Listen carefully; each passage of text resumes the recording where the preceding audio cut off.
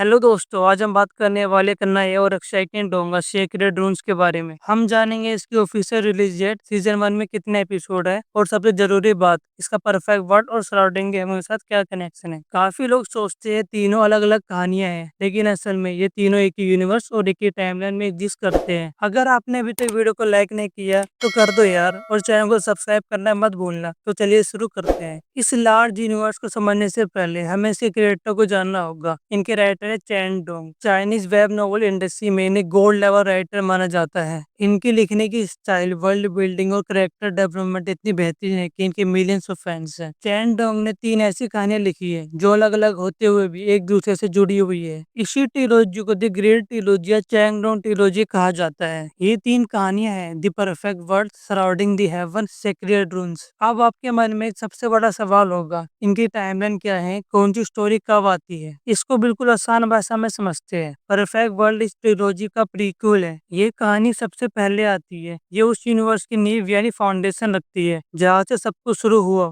ये एक ऐसे एरा की कहानी है जो बीते हुए कल से भी पुराना है। इसके लाखों साल बाद आती है सराउंडिंग दी हेवन। इसे आप ट्रिलॉजी की मेन स्टोरी या ओरिजिनल स्टोरी भी कह सकते हैं। इस वक्त का परफेक्ट वर्ल्ड के एरा की बात है सिर्फ मिथ्स और लेजेंड बन के रह गई है। और फिर सराउंडिंग दी हेवन के भी लाखों साल बाद एक नए एरा में शुरू होती है सीक्रेट रूम्स। ये इस ट्रिलॉजी का सीक्वल है। इसका टाइम पीरियड इतना आगे का है कि दोनों कहानियों के एरा पूरी तरह तबाह हो चुके हैं और एक नया पोस्ट एपोकलिप्टिक एरा शुरू हो चुका है। तो टाइमलाइन बिल्कुल क्लियर है: परफेक्ट वर्ल्ड, सराउंडिंग दी हेवन, सीक्रेट रूम्स। अब जब हम ऊपर ऊपर ही समझ गए तो चलिए इनके कनेक्शन को और डिटेल में समझते हैं। शुरुआत करते हैं परफेक्ट वर्ल्ड और सराउंडिंग दी हेवन से। इन दोनों का कनेक्शन उतना सीधा नहीं है जितना लगता है। इसे समझने के लिए सबसे पहले हमें इनके एमसीज को जानना होगा। परफेक्ट वर्ल्ड का हीरो है सियाओ, जिसे कल्टिवेशन की दुनिया में एम्पर हुआंग या हुआंग टियानडी के नाम से भी जाना जाता है। उसकी कहानी एकदम इमोशनल और लेजेंडरी है। सियाओ वो वॉरियर था जो पूरे एरा को अंधेरे यानी डार्कनेस के खौफ से बचाने के लिए अकेले खड़ा रहा। उसने अपनी जिंदगी में सब कुछ खो दिया, दोस्त, परिवार और अपने सबसे करीबी रिश्ते, फिर भी वो कभी नहीं रुका। और आखिर में उसे इतिहास का सबसे ग्रेटेस्ट और सबसे अकेला एम्पर कहा जाता है। सराउंडिंग द हेवन का हीरो है यी फैन। उसकी कहानी मॉडर्न डे अर्थ से शुरू होती है जब वो अपने दोस्तों के साथ ट्रिप पर जाता है और नाइन ड्रैगन पूलिंग का कफिन के एक अजीब इंसिडेंट में एक अलग ही कल्टिवेशन की दुनिया में पहुंच जाता है। सीहाव के अकेलेपन के आगे यी फैन की जर्नी दोस्तों और साथियों से भरी हुई है। उसने आगे चल के हेमनली कोड बनाई और अपने एरा का सबसे पावरफुल एम्परर बना। तो इन दोनों का कनेक्शन क्या है? कनेक्शन है लेगेसी और टाइम का। सियाओ ने अपने एरा में अकेले लड़ते हुए आने वाली जनरेशन के लिए एक रास्ता बनाया। उसने कल्टीवेशन के ऐसे सिस्टम और टेक्निक बनाई जिसका असर लाखों साल बाद तक रहा। ये फैन अनजाने में उसी रास्ते पर चलता है जो एम्पर हुआंग ने बनाया था। लेकिन सबसे बड़ा कनेक्शन बनता है रिवर ऑफ टाइम के जरिए। परफेक्ट वर्ल्ड के एंड में सियाओ इतना पावरफुल हो जाता है कि वो समय की नदी यानी रिवर ऑफ टाइम के पार देख सकता है। वो अकेला खड़ा फ्यूचर की तरफ देखता है और उसे आने वाले खतरों का एहसास होता है। वो फ्यूचर में कैसे ही वॉरियर को देखता है जो उसकी तरह लड़ेगा, और वो वॉरियर होता है ये फैन। सीहाओ टाइम के पार जाकर आने वाले एरा की मदद करने की कोशिश करता है, पर आगे चलकर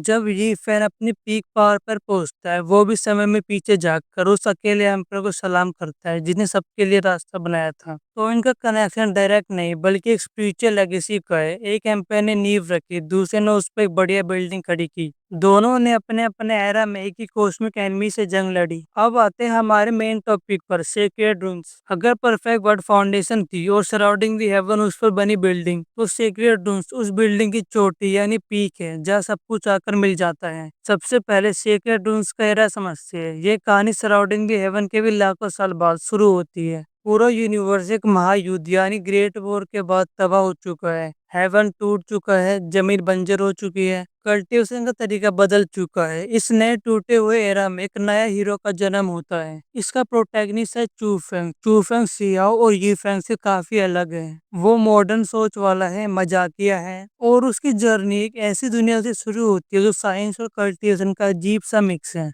तो सेक्रेड ड्रोन्स इन सबको कनेक्ट कैसे करता है? यहाँ पर कनेक्शन छुपा हुआ नहीं बल्कि डायरेक्ट है। सेक्रेड ड्रोन्स में हमें पता चलता है कि जिस डार्कनेस या कॉस्मिक एनिमी से सिया और यीफेन अपने अपने एरा में लड़े थे, वो एनिमी अभी तक खत्म नहीं हुआ बल्कि पहले से भी ज्यादा ताकतवर होकर वापस आ गया है। और इस एनिमी को हराने के लिए एक हीरो काफी नहीं है। सेक्रेड ड्रोन्स की स्टोरी आगे बढ़ने पर पुराने लेजेंड्स वापस आते हैं। जी हाँ, सिया और यीफेन दोनों सेक्रेड ड्रोन्स की स्टोरी में मौजूद हैं। वो पिछले एरा में हुई लड़ाई में या तो बुरी तरह जख्मी हो गए थे या किसी जगह पर आखिरी जंग लड़ रहे थे जहाँ कोई नहीं पहुंच सकता। उनकी वापसी ही स्टोरी का सबसे बड़ा टर्निंग पॉइंट है। चू फेंग की पूरी जर्नी इसलिए ताकि वो इतना ताकतवर बन सके कि वो अपने से पहले दो महान एम्परर के साथ कंधे से कंधा मिलाकर खड़ा हो सके। और तब इतिहास में पहली बार ये तीनों heroes emperor Huang Xiao, heavenly emperor यी फेंग और नया एम्परर चू फेंग एक साथ आते हैं। इन्हें एक साथ थ्री हेवनली एम्परर सांग टियान डी के नाम से भी जाना जाता है। ये तीनों मिलकर उस आखिरी दुश्मन का सामना करते हैं जिसने लाखों साल से पूरे यूनिवर्स को परेशान कर रखा था। ये इस पूरी ट्रिलॉजी का अल्टीमेट क्लाइमैक्स है। परफेक्ट वर्ल्ड में शुरू हुई लड़ाई का अंत सेक्रेड ड्रोन्स में इन तीनों के मिलने से होता है। तो आखिरी में सेक्रेड ड्रोन सिर्फ एक सीक्वल नहीं, ये एक ग्रैंड फाइनल है जो चैंग डोंग के पूरे यूनिवर्स को एक साथ बांध देता है।